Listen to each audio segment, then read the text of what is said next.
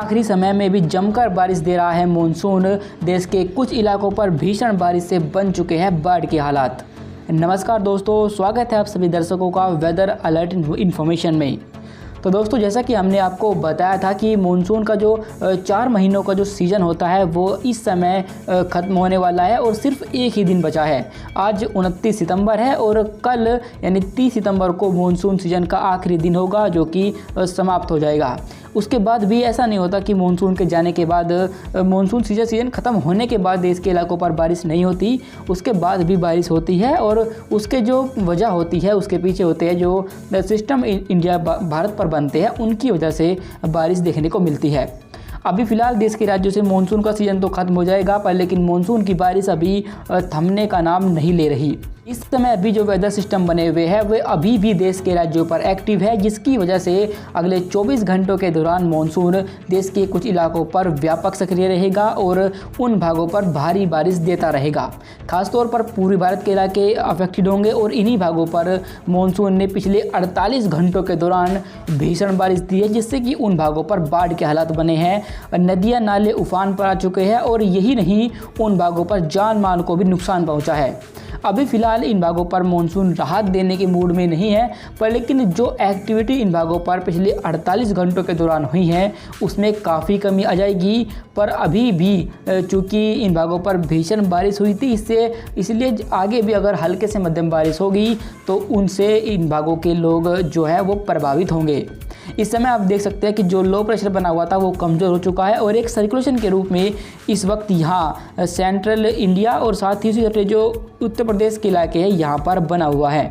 साथ ही जो trough line बनी हुई थी वो इस तरीके से गई हुई थी, जिसकी वजह से इन भागों पर ये बारिश हुई थी। और एक सर्कुलेशन भी था जो यहाँ पर बना हुआ था और इसी वजह से जो मॉनसून एक्टिव था वो मध्य महाराष्ट्र के इलाकों पर, गुजरात के इलाकों पर और फिर इसी तरीके से देश के पूर्वी भारत के इलाकों पर एक्टिव हुआ था।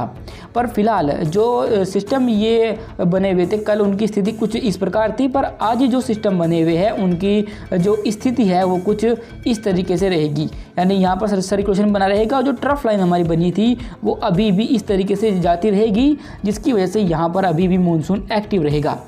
पर देश के जो पश्चिमी तट इलाके रहेंगे, साथ ही मध्य महाराष्ट्र के इलाके, इन भागों को अब राहत मिलेगी और यहाँ पर बारिश में अब काफ़ी कमी आ जाएगी। अभी भी आप देख सकते हैं कि सर्कुलेशन के पास जो हवाएं है वे अभी भी एंटी क्लॉकवाइज इस तरीके से घूम रही है और आप जानते हैं कि जब भी हवा इस तरीके से घूमती है तो हवाएं ऊपर की तरफ उठती है और जो इनमें जो मॉइस्चर होता है वो कंडेंस होकर बादल बनाता है और वही बादल जब घने बन जाते हैं तो उनसे बारिश की बूंदें नीचे की तरफ गिरने लगती है, जो कि ग्रेविटी की वजह से नीचे आती है और जिसे हम बारिश बोलते हैं।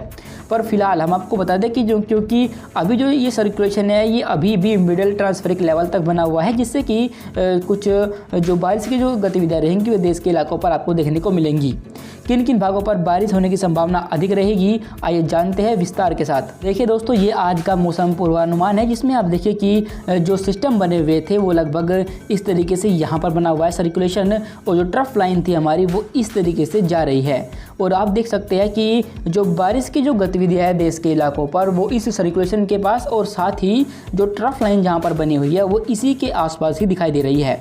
ऐसा इसलिए है क्योंकि इस ट्रफ की वजह से क्या हो रहा है कि कुछ जो हवाएं हैं वे यहाँ से अरब सागर से इसके पास आ रही है इस तरीके से, और साथ ही कुछ जो हवाएं हैं वे इस तरीके से घूम करके बंगाल की खाड़ी से इस सर्कुलेशन के पास अट्रैक्ट हो रही है। और इसी वजह से जो मॉइस्चर का जो अधिक जो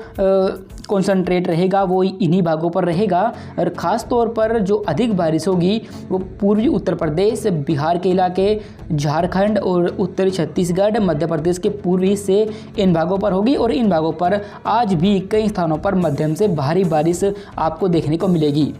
पर इतनी बारिश अब नहीं होने वाली जितने की पहले हो रही थी, क्योंकि पहले जो सिस्टम बने थे वे काफ़ी स्ट्रॉन्ग थे, जिसकी वजह से इन भागों पर अधिक बारिश हुई थी। पर जो पश्चिमी तटीय इलाका रहेगा हमारा, ये अब जब बारिश से थोड़ा राहत लेगा, क्योंकि आप देख सकते हैं कि इन भागों पर अभी भी ऐसा नहीं है कि बारिश नहीं है, बारिश है, पर पहले के मुकाबले बारिश काफ़ी कम हो जाएगी। और मुंबई सहित जो दक्षिणी गुजरात, मध्य महाराष्ट्र के जो इलाके हैं, इन भागों पर आपको लाइट टू मॉडरेट यानी हल्की से लेकर मध्यम बारिश आपको आज देखने को मिलेगी। कल से इन भागों पर बारिश में और अधिक कमी हो जाएगी और धीरे धीरे ये बारिश इन भागों पर और भी कम होती जाएगी और एक टाइम पर इन भागों पर भी मौसम धीरे धीरे साफ होने लगेगा। पर चूँकि जैसा कि हमने आपको पहले बताया था कि अभी भी हल्की बारिश रहेगी, ऐसा नहीं है कि एकदम से मौसम इन भागों पर साफ़ हो जाएगा।